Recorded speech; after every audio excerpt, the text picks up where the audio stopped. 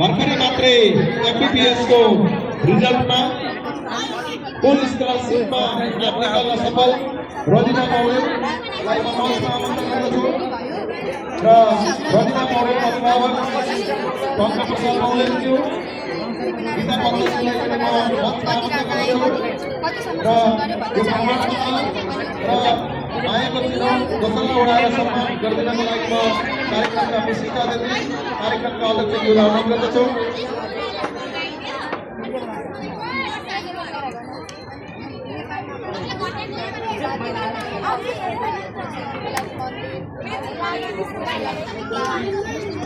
त्यसैगरी अर्को विद्यार्थी हुनुहुन्छ सानै कक्षादेखि यो विद्यालयमा अध्ययन गरी यसै यहीबाट उत्तीर्ण गरेर महाराष्ट्र शिक्षण अस्पतालमा एमबीबीएस अध्ययन हुनुहुन्छ। भाइ निकै टाढा भएको कारणले आउन असम्भव भयो। यो प्रमाणपत्र पनि हामीले सुरक्षित साथ राखेर पछि प्रदान गर्नेछौँ।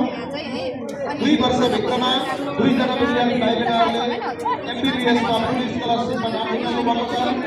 अब हामीले अरू विद्यार्थीहरू पनि इन्जिनियरिङ क्षेत्रमा कहाँ हुनुहुन्छ हामी खोजी गरिरहेका छौँ र यसलाई प्रत्येकसँग हामीले सम्मान गर्नेछौँ। त्यसैगरी अब म